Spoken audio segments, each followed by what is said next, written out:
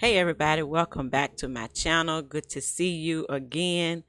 I know it's been a while, but as I told you, I have some other great information for you, and we're Post-traumatic going to get slave. into this because it is something that needs to be dealt with because it's not something that is new in our communities, but it is something that people are beginning to talk about within our communities. So let's just get into this video. If you're new around here, again, I say it always, we're family. So give me a like or share or comment or something down in the chat box. And if you're new, like, share, and subscribe. If you're new, if you're a returning subscriber, thank you so much for hanging on in there with me. It is a pleasure again to see you as well. But there's something that we want to talk about because it's like I said, what we're getting ready to talk about is not something that is new, but it is new in our communities. It's not an excuse for what African Americans have went through, but it does help us to understand a little bit more as to why certain things are the way they are in our communities. I'll say it like this. I've often heard people say, African Americans are lazy and they don't want to work and things like that. That's not true. We actually have to understand that working was a part of our punishment, during our time of slavery. So it's not that, African Americans don't like to work. A lot of them still associate working with the type of punishment because, they were made to work. And I'm gonna show you in a document in a minute. We were made to work hard, to work fast. And if we weren't working hard, or if we weren't working hard, or if we work too slow, you know what I'm saying? We were beat for things like that. So yes, it has become a situation that needs to kind of like be looked at. And I'm just amazed that it is coming down to the place where we're having to look at this again, because I think it should have always been something that we looked at. We're going to look at a document Dr. Joy put out there. I actually love her work, and I love some of her writings. Trying to think where I want to jump in here first. That's Dr. Joy, in case you haven't ever saw her. But she's actually the author who actually started talking about post-traumatic slave syndrome.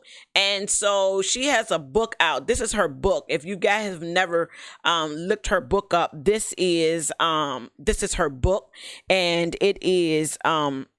it's some good work. You can actually grab it on Amazon. I'm going to show you where I grabbed the manual from.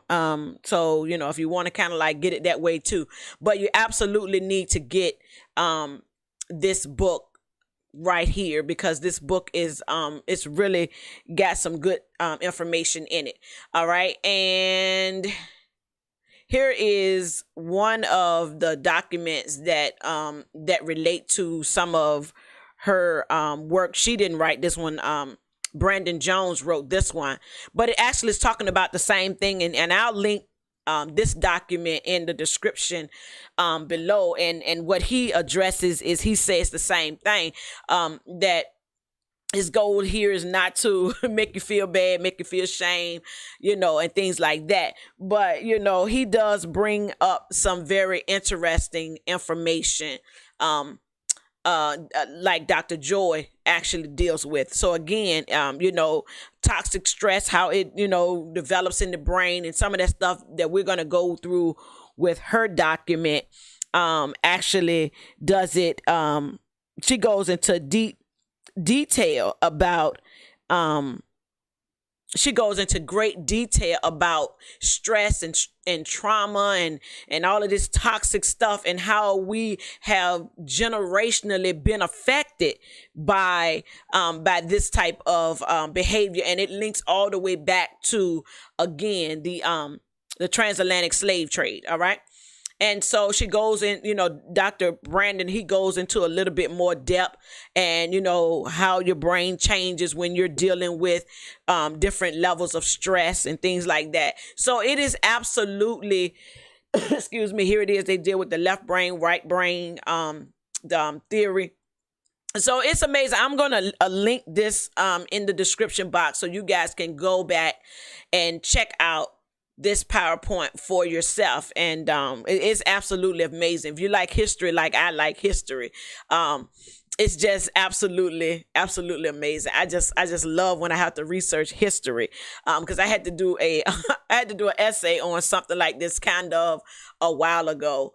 And it was just amazing. And this actually deals with how groups of people view the world now based on things that we've had to endure. Here it is. So this is not a new syndrome. PTSS is not a new syndrome, but it is something that that we're dealing with, that is having to be looked at in the African American community. So again, it's not new, but it is, like I said, it is something that needs to be addressed. All right. Y'all bear with me for a second over here.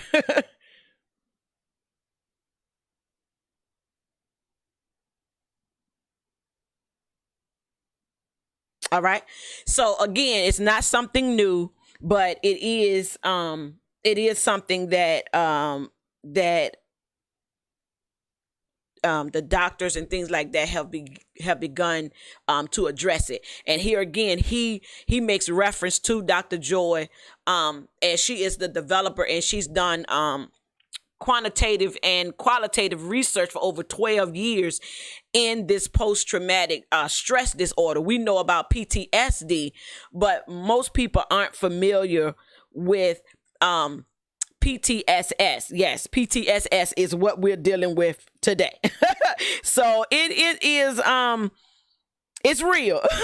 Let me just say it like this. It's a real phenomenon. And we're going to get into a little bit of how she explains a little bit of what it does. All right. And here she goes into, a little bit of how we got where we are. Again, I said, I'm going to link this PowerPoint in the description box so you can go back and read through it a little bit more for yourself. It's amazing because in one of her videos, she actually talks about that most of the lynchings happened after slavery. It wasn't so much in slavery, it was after slavery. It's amazing. So why we are like resistant and hesitant to do certain things, because you got to understand a lot of things were forced on us. And it kind of bothers me when I hear different celebrities and people of influence saying that when people are keep rehearsing or keep referring back to what was done to us in slavery as if they're trying to say, well, that's just an excuse or a cop out. It really bothers me when I hear people making statements like that, because that tells me that they are not really diverse a lot of in the history of what African Americans have had to live through. Here it is. Dr. Joy actually deals with that about ghetto versus welfare. How we still say today no men was allowed in the house. That came from welfare rules. All right. So here it is. And this was in this is some documents from 1960. It is just amazing that 60% in 1960, 22% of African American children lived with single parents. In 1968, it rose to 31.4%. Wow. Just 8 years later. That's amazing. And by 2011, it had doubled to 64%. Wow. And the current report has even tripled now to 72%. That is absolutely amazing. So, in other words, what we're saying is when we have both parents in the home, it strengthens the family structure. That's what that Census Bureau kind of like alludes to, that when children are raised with both parents, hopefully healthy, it can create a better outcome and strengthens the family. It's amazing because in dealing with our slavery issue, one of the great things that great strides were taken, which was to separate the family, which was something new for us. That's not something that that we were used to seeing. All right. So here it is. The Mayan report. He goes on to write several things. What does he say? He says in one of these. So his key findings was Black people have never been accepted into the American dream. It should have been accepted. I don't know. That was a typo for somebody. And the matriarchic system does not work within the American Western system. And Black men must have employment, and repairing the Black family is key. Amazing. So it says hyper ghetto and prison. So hyper ghetto, extreme concentration of poverty and underprivileged groups. Blacks and whites used to sell drugs at the same rate, but Blacks were 20 times more likely to go to jail for it. So drugs have had a major impact on children, women and children. All right. Concentrated police presence. All of this stuff, is what we actually found in the ghettos and all of this kind of stuff. So it was absolutely awful. Absolutely awful. So again, here it is, generational, developed into crack era. Amazing. And so a lot of us love this movie right here, Losing Isaiah. So you just kind of like got to ask yourself, like, why did that movie relate to you? Here it is. It says in the title, who decides what makes a mother? So it's amazing. Again, I'm gonna link this in the description box. It's amazing. Again, some of these other terms that we have coined down through the generation actually came from the post-traumatic slave syndrome. Here it is.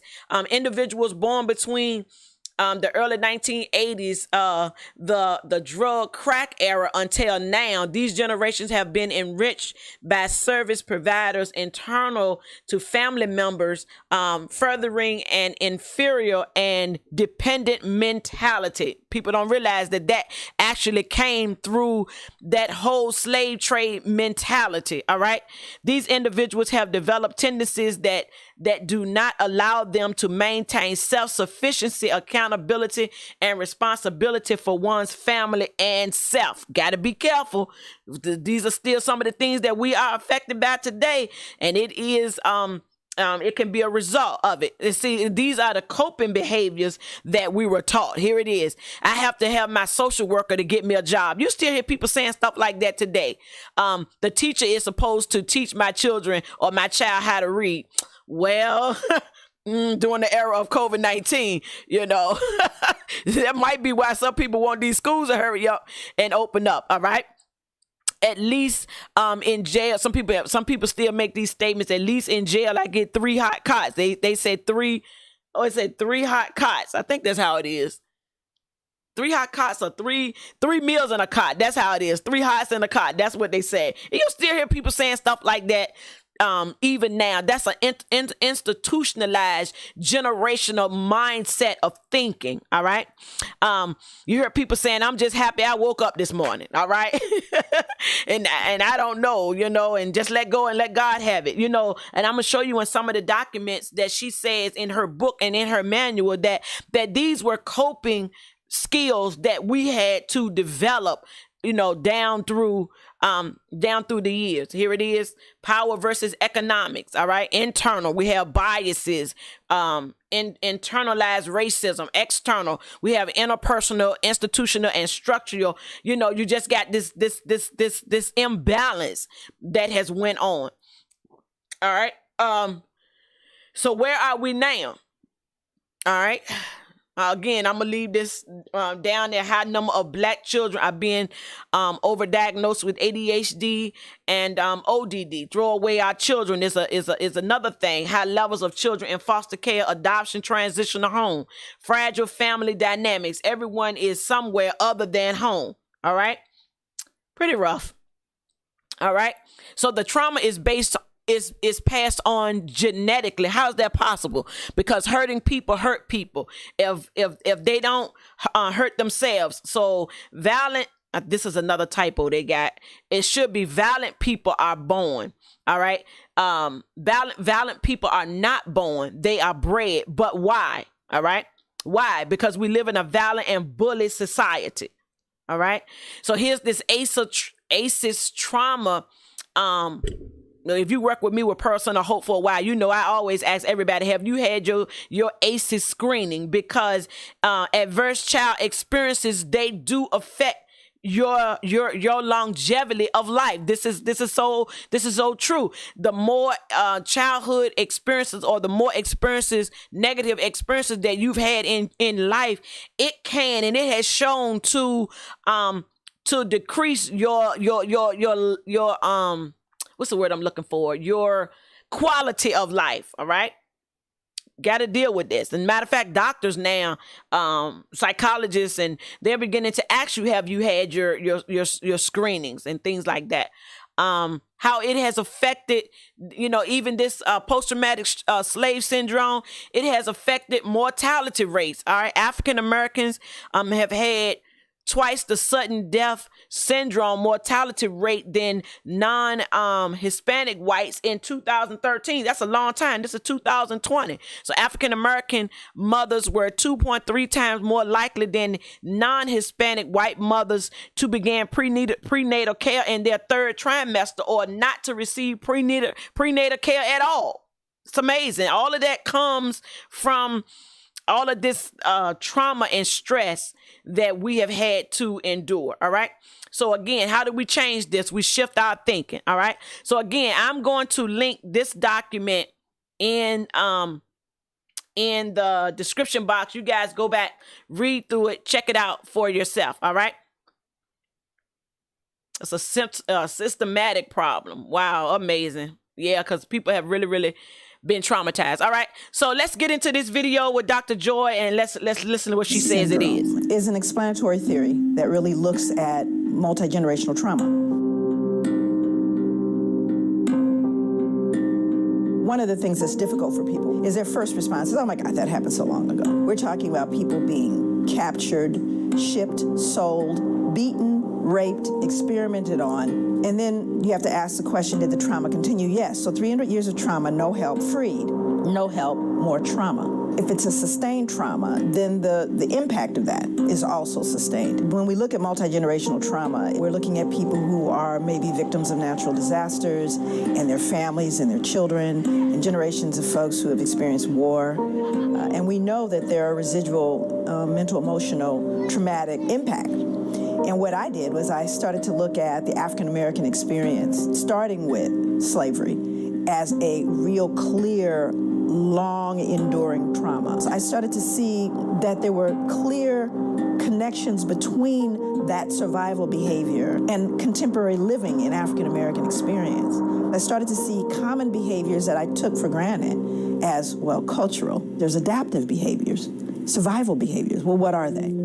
Let's just say 2019, you have a black mother and a white mother. The sons go to school together. They find themselves at a meeting. The black mother leans over to the white mother and says, I just wanted to mention to you that I noticed that your son is really doing quite well. And the white mother's response is, oh, thank you. She begins to go on and on about he won the science fair, his uncle's an astronaut. She's just oozing. She realizes the black mother's son is actually excelling her son. And she says, well, wait a minute. Your son's the one that's really coming along. And the black mother responds, oh my God, he's a handful, but oh, he just works my nerves. Now, when I'm working with African-American people, it doesn't matter what the audience is. It doesn't matter what class.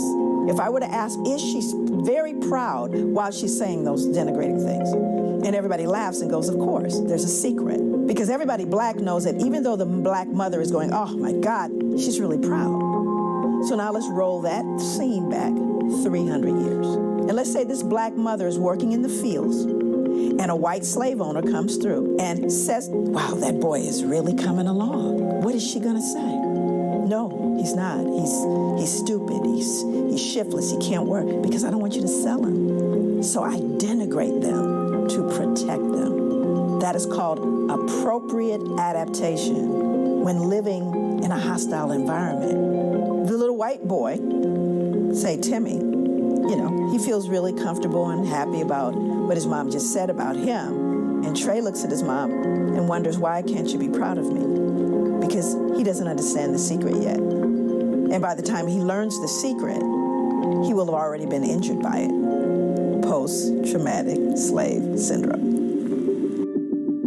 PTSD is a disorder that occurs as a result of a single trauma. You don't even have to be there to actually get a diagnosis of post-traumatic stress disorder. You could just hear about something horrific happening to someone you love. So you have people who have experienced it firsthand, people who have witnessed it in their environment, right? People who are continuing to be oppressed. That exacerbates any possibility of healing. So it's not post-traumatic stress disorder, because then it becomes part of what we call your socialization process. So you begin to normalize a way of living and being, everything from what we eat to what we believe it means to be a friend. All of these things are colored by history. And if you don't understand it, you're going to fold in things that you've just assumed are normal. But post-traumatic stress disorder, exaggerated startle response, outbursts of anger, feeling of foreshortened future. There was a point where there were African-American children in different urban settings that didn't expect to live to be adults because they saw so much death, that they started planning their funerals like at 13, 12, as young as 10. When you start looking at the simple biology, you start looking at the impact of stress on health. And while we look at general stress, we know finances, you have illnesses, all these different things. How about being black? How does factoring in being black in America impact your stress level and therefore your body's ability to operate its own immune system? Because we know it compromises the immune system. Once you understand it, then you can deal with it. Because you see, it's habitual. You socialize. It becomes part of your being. So one of the ways you begin to address that multi-generational trauma is to work with the people it directly impacts, to hear from them. And when you give the people the information, they can use it. I think the first order of business is beginning to have a conversation. And the other is to educate the larger society. You have to stop the assault. So this is not purely a clinical thing. This requires social justice and change. That's where part of the healing is. It's not in a clinical setting or in a pill. It's in fairness and justice and safety and equity. We got to work with some of those clinical things, some of those issues of panic and anxiety. And we also have to deal with the fact that you have a system that is set up to oppress you and to continue to injure you. Both those things have to be dealt with. And they cannot singularly by themselves affect a change. They have to be done collectively.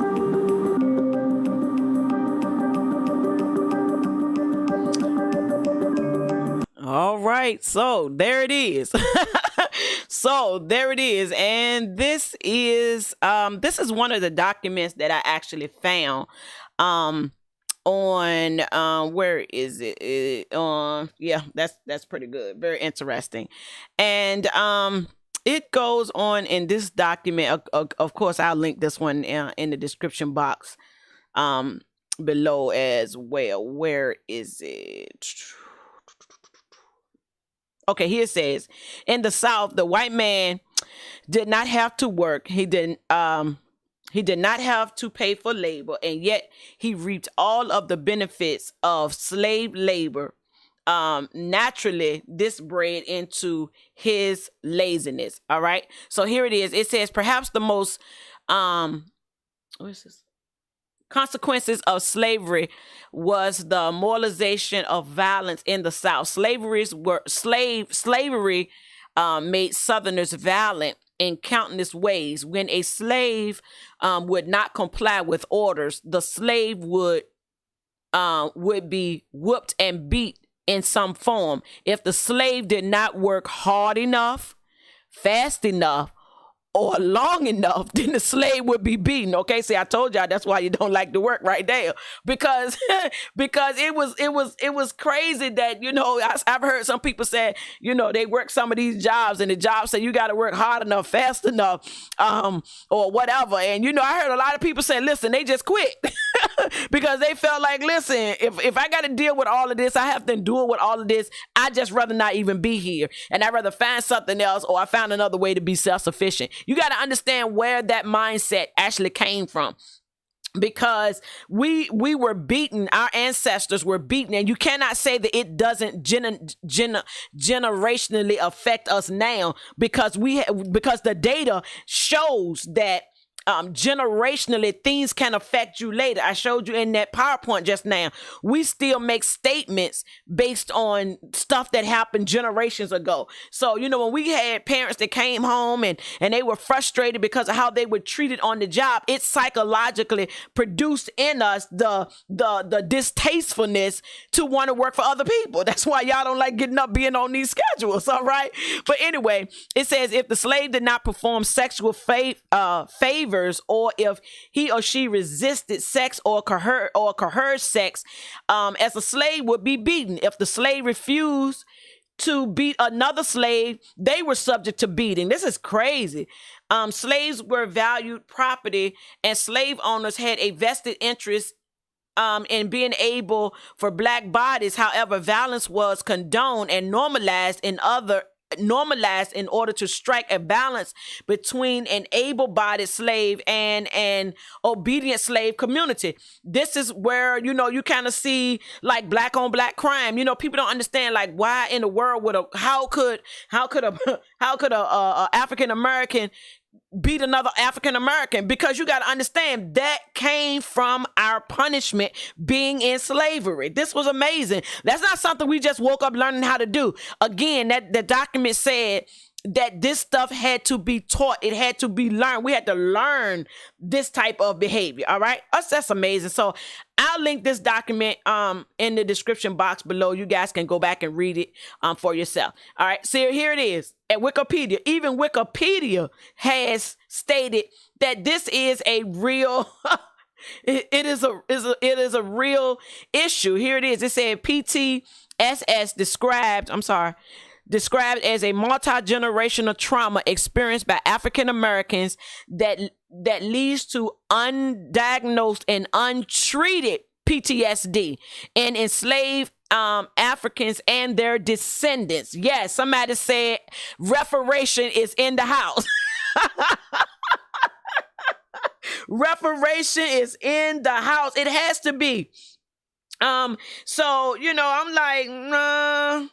We got to get this together, all right? So again, everybody understands what PTSD is. You have to actually, you know, have symptoms of PTSD. I mean, you don't even have to actually be there for PTSD to affect you. Like, you can hear about, you know, a trauma in one of your neighborhoods or one of your families and friends and things like that. You don't have to even be there to actually witness it for it to affect you. But PTSS is a little different, all right?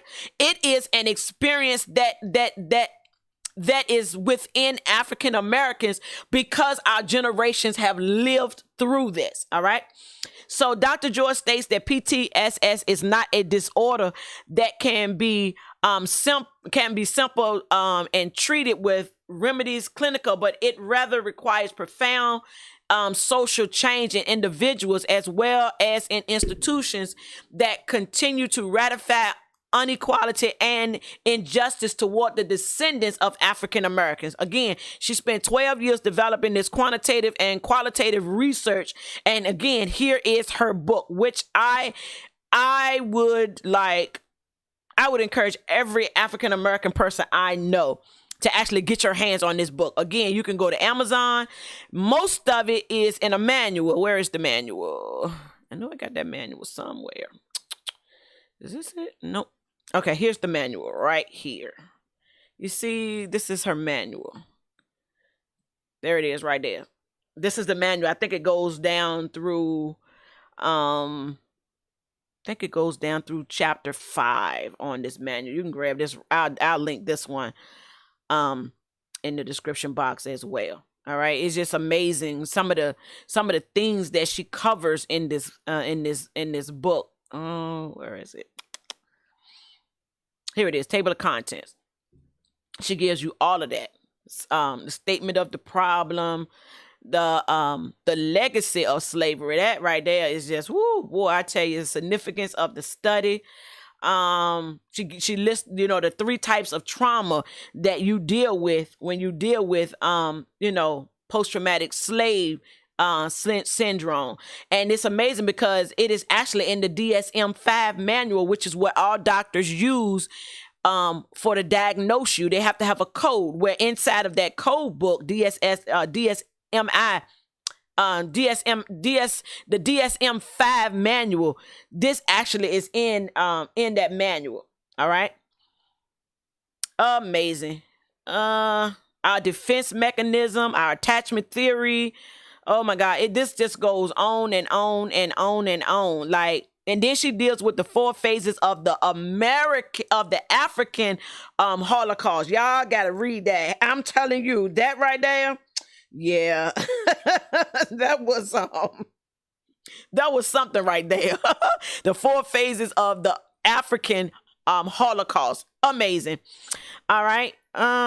Where else does she deal with some other stuff that I thought was just absolutely phenomenal? Oh, where is it? Multi-generational trauma. You guys got to read that. It's on page 118. You guys got to read that. I might hit that before we leave. All right.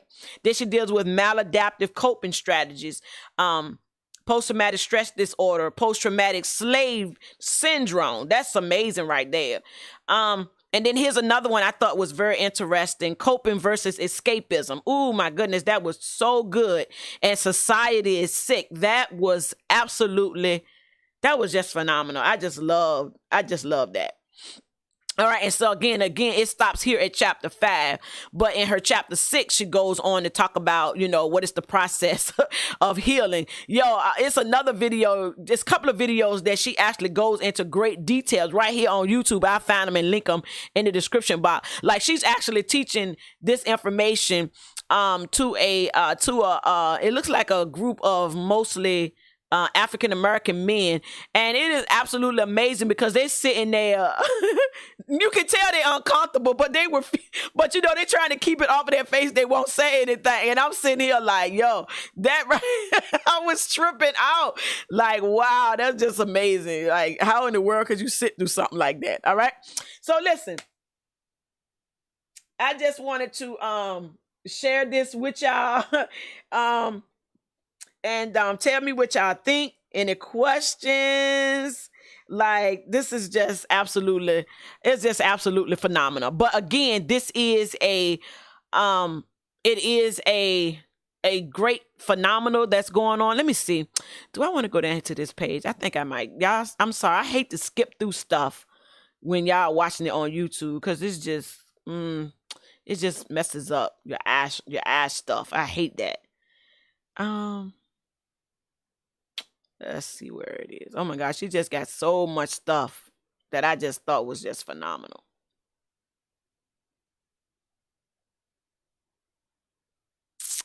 Let's see.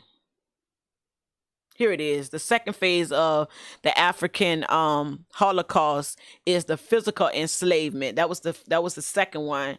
And where was the first one at? Oh, here it is. Oh my gosh, she's talking about in depicting of the long-standing transatlantic kidnapping, trading, and enslaving of Africans. That's amazing because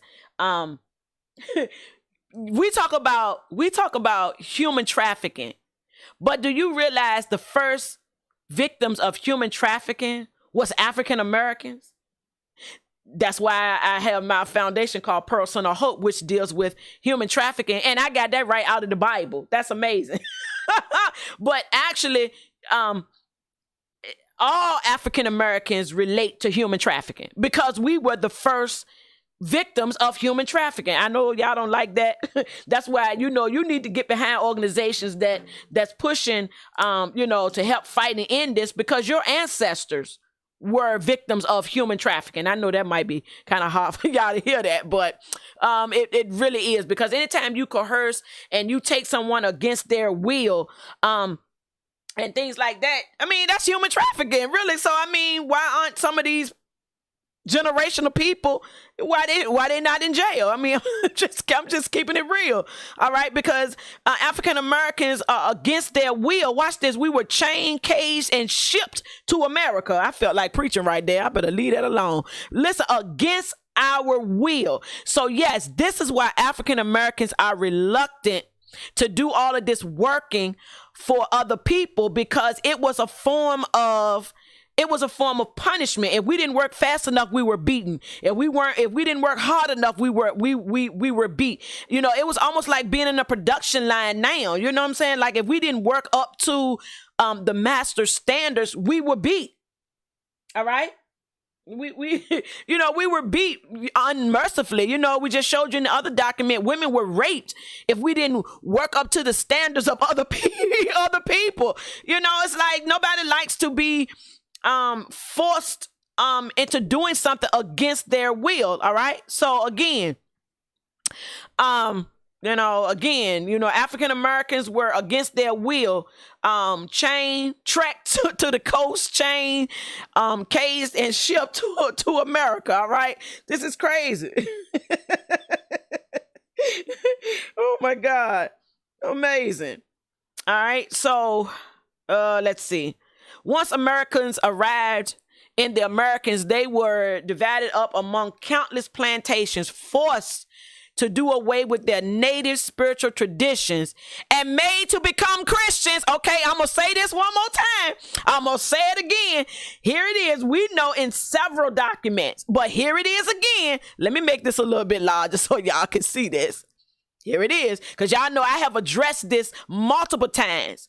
When we arrived in the Americas, we were forced and put on different plantations. We were forced to do away with our natural spiritual traditions and made to become Christians. All right. This was not a part of who we were. Sunday morning service was not a part of us. All this stuff that we see in these churches, that stuff was there before we got here. We didn't bring that here. We were forced into this, which is why you see this great awakening taking place right now, that people are trying to get away from all of this. And, and Paula White calling for the ancestors of Africa. Y'all better ask yourself, why is she calling power from Africa? Well, if Africa has been taught to look homeless, degraded, starving people, folks living in villages who are uneducated and all this kind of stuff, why would you call for power from over there? That doesn't make no sense. Either you believe the power is there, or you calling for some other dark stuff to come. I don't believe she was calling for no dark stuff to come. All right. So she was calling for the ancestors, because they know. I'm telling you, the elites have been knowing it forever. All right. All right.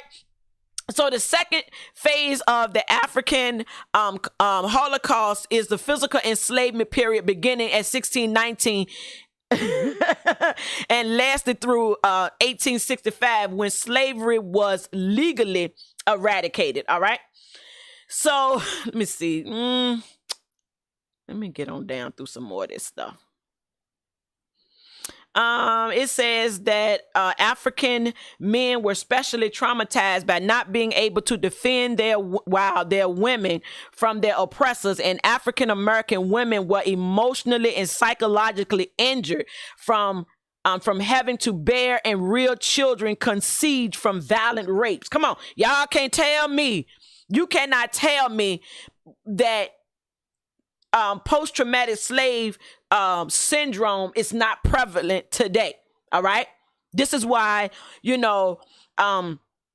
say African American men are so angry. Well, you got to look at what they had to endure watching, but then you also got to look at the psychological warfare that the African American woman has had to endure from all of this stuff. Come on, listen here. I don't think no program's gonna fix this. We got to have a whole mindset. It's a whole lot of reckoning, honey, that needs to take place. All right. It said during this period, many torture devices were used to suppress and intimidate any African who would not submit to the European rule, and torture regularly took place as a public spectacle in order to intimidate and encourage and discourage other Africans from any thoughts of acts of rebellion. Now, in case y'all thought I'm playing about this, I'm gonna show you. I'm gonna link this document in the description box. Do yourself a favor. It's Black Friday weekend. Go to Amazon and order the book. All right. I don't know her. I'm not promoting her book. I just know when you look at the resources that is at the bottom of this document, this girl pulled some documents. She pulled her 12 years of research from prominent places, from prominent doctors, prominent article sources that we deem credible. All right. So, listen here. That's all I'm gonna say. It says thumb screws, iron, wood collars, branding, dismemberment, mutilization, all of this stuff, being smoked by a smokehouse, all of this kind of stuff, being tied by a whipping tree, being whooped, getting 100 lashes.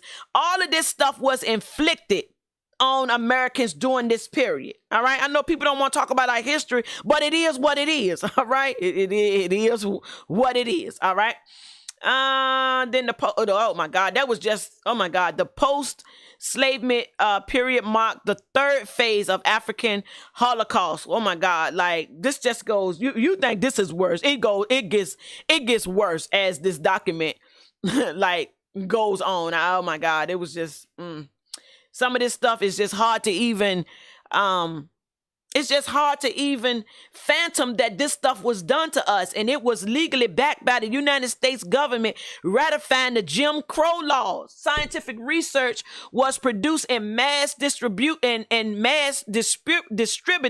in attempts to validate the ill treatment and the inferior status of African Americans. This crazy documented systematic harassment, castration, torture, lynching, murdering, the massacre of blacks, amazing, throughout the nation at the hands of terrorist organizations.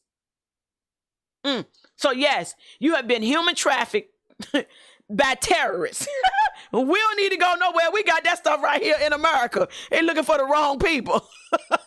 Let me move on. But again, Dr. Joy, let me see. Where's that other video? Dr. Joy has some amazing work out there. I think I'm gonna link another video down there that she's actually talking about. I don't really want to get into it today because I don't want to make this video too long. But the leaders of many African American pro-black movements like Malcolm X, Martin Luther King, who gave hope and light to the African American community and instilled self and community love, self and community worth, self and community empowerment, and cultural pride, were assassinated within the United States and at the hands of the government or government operatives. That's amazing. Okay.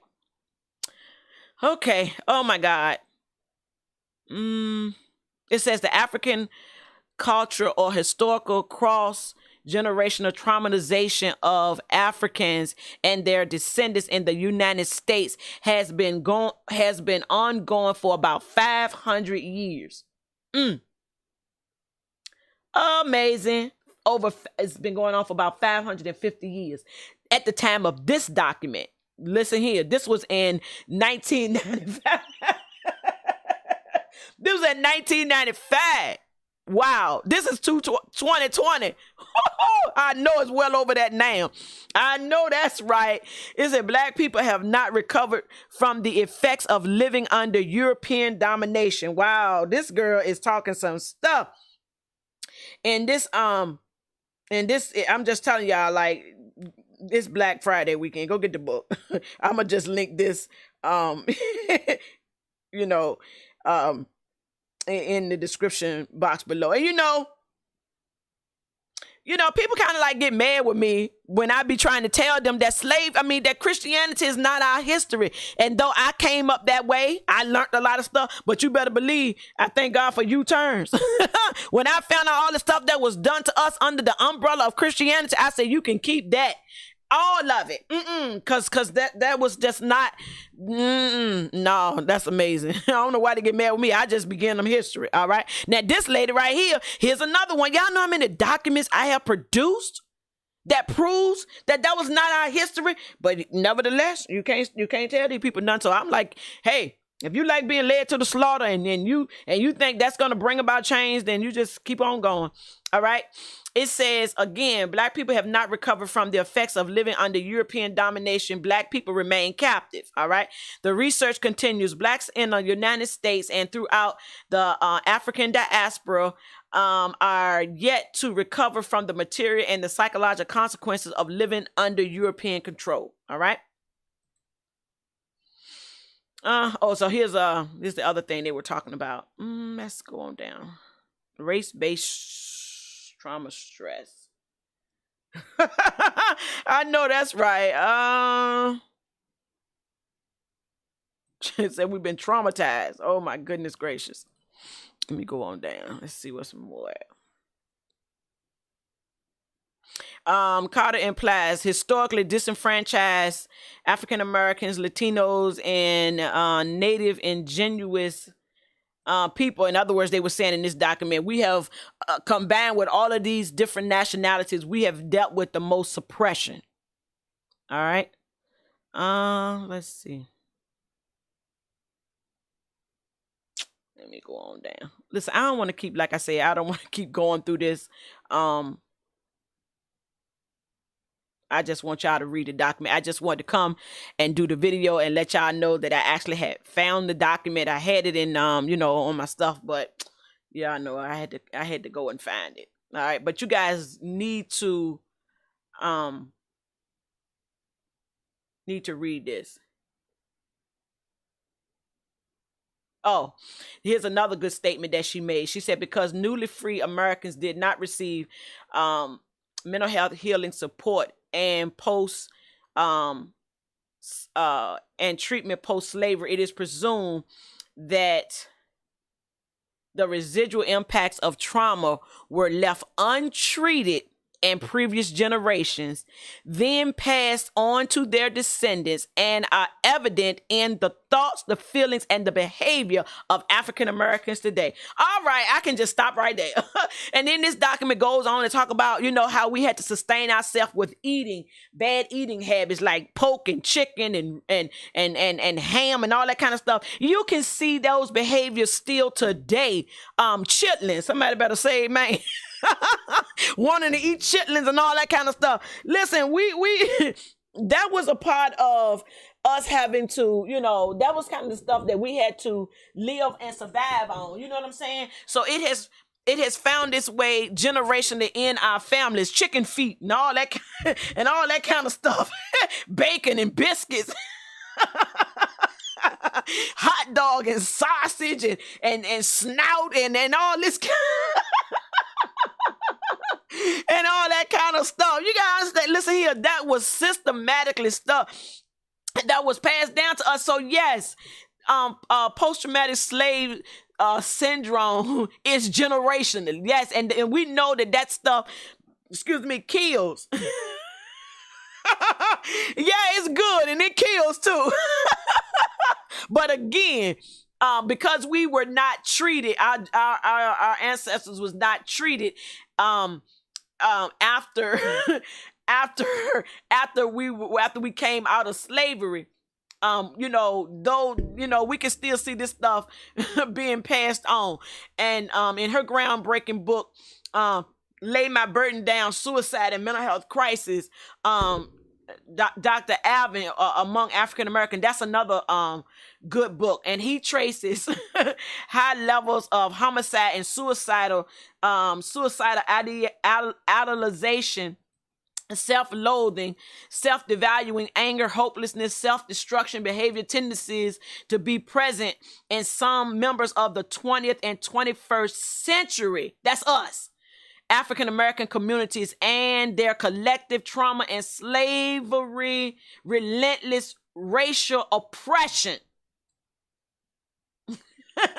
All right, that's amazing. That's us. So they're still acknowledging that we are still under oppression. All right. A particular, here it is, a particular form, a kind of self-hatred. That's crazy. What do you mean, Pastor? Self-hatred. Here it is. American history continues to influence the lives of black, the hopeless and the cynical cynicism felt by many African Americans more than a century after the end of slavery did not develop into a vacuum. The well-documented high rates of, here it is, this is what they call self-hatred. When you know better and you still doing it, here it is documented in high rates of heart disease, hypertension, and other stress-related illnesses found in African Americans are traced in part to social factors, including most predominantly the long history of blacks being required to endure racism, poverty, discrimination, and the lack of adequate health services, including mental health care in America. The persistent presence of racism, despite the significant legal, social, and political process made during the last year and a half of the 21st century, has created a psychological risk for black folks that is virtually unknown to white America. Wow, we call this post-traumatic slave syndrome, specifically a culture of oppression. A culture. Wow. It's a culture of oppression. The byproduct of a nation's development has taken tremendous toll on the minds and body of black people. Y'all better say something to me. Y'all better get yourself into some treatment. Get your, and which is why a lot of African Americans won't even seek treatment. Because first of all, slavery has taught us to be hypersensitive and very distrusting, especially of services from people that don't look like us, which is why we need more of us breaking the ranks into different fields. All right. Yes, it's going to be hard for us to break into different fields. Does that mean we can't make a go at it? We got to make a go at it. All right. So let me go on down.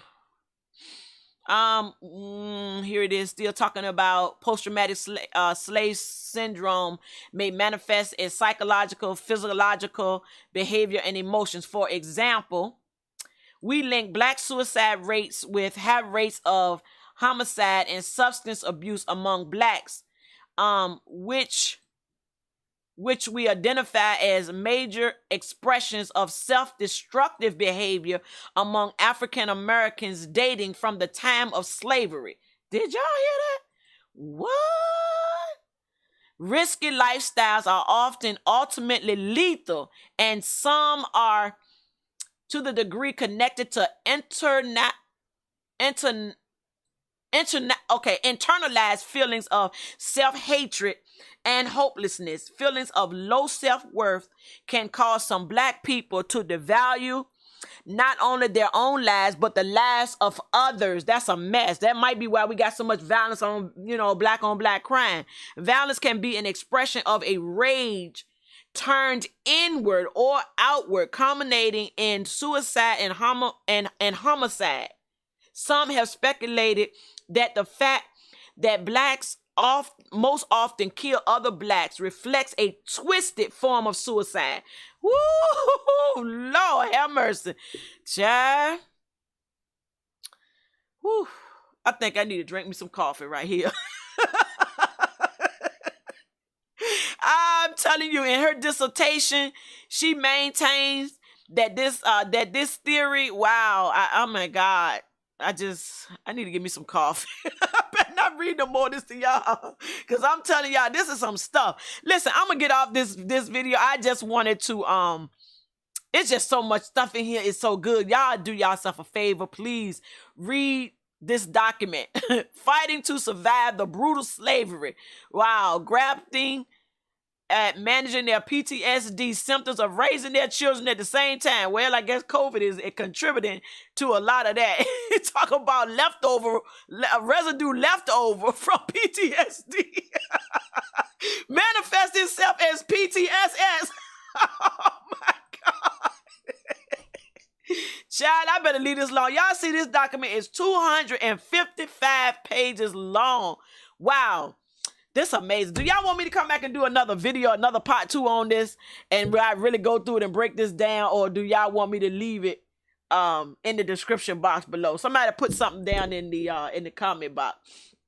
All right, if y'all want me to come back and do another part 2 on it, somebody tap 1. If you want me to leave it below, tap 2. All right, here it is. If you want me to come back and do a part 2, if you want me to come back and do a part 2, yes, yeah, hit the like. If you want me to come back and do a part, okay, I get a lot of ones on there. All right, somebody do me some ones. I'll come back and do a part 2 on this. I'll leave it. I'll leave it because it is a lot. Like, if you don't really understand what you're looking at, child, I need another one. I need another one. Somebody give me another one. All right. Okay, there it is. I'll come back and do the rest of it. And we'll go through some of her videos. And we'll go through this PTE scan that they use on the brain to kind of like look at how they're looking at what this trauma actually does for us. All right. So I know I kind of went through this kind of fast, but it was a lot in here I do not want y'all to miss. Oh my God. So I'll go back through it and we'll go back and we'll dissect a little bit more of this. I just wanted to let y'all know that I had actually found this document.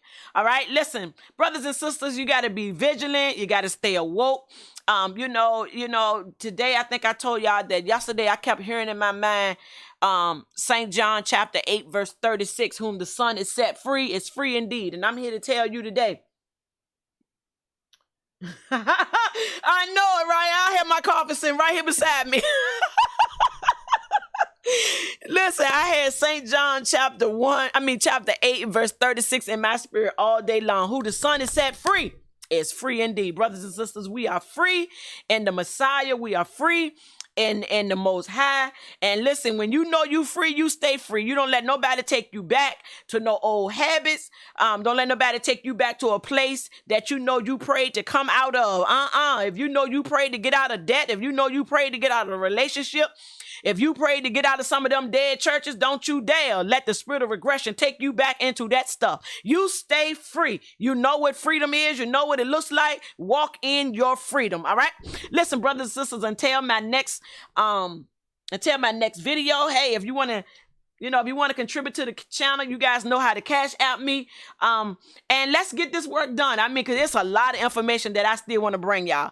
All right. Listen, I love y'all so much until my next moments with you and me. Y'all pray for us. We're praying for you. Let's go forward. We got to get the word out that there is truly a post-traumatic slave syndrome. Every Black person in America absolutely is under is been affected by this syndrome. And it's amazing. And people try to say, well, how can you say that's me, Pastor? Because Deuteronomy 28 and verse 64. Before I get out of here, I'm gonna read it to you because I don't want you to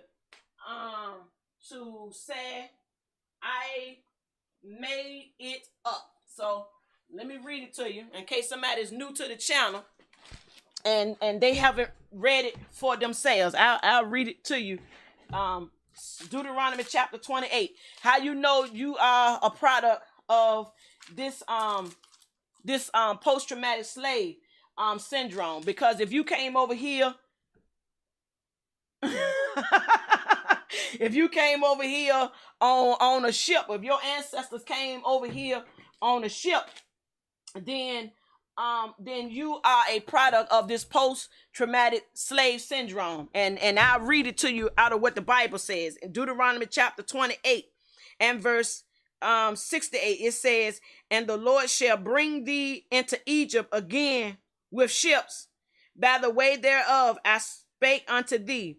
Then thou shalt see it no more, and there shall thou be sold unto your enemies for bondmen and bondwomen, and no man shall buy you. There it is again. If your ancestors, African American ancestors, got here in America by way of ship, you are a product of a post-traumatic slave syndrome. So yes, a lot of your behaviors, your thinking, your psychological dispositions, what you like, what you don't like, your fears, your all of everything that is connected to you is a result of a multi-generational legacy of slavery. All right, brothers and sisters, until I see you guys again, I really appreciate you tuning in. You guys enjoy the rest of your night. Again, if you're free, don't let nothing and nobody take you back into it. Talk to you soon. Bye-bye.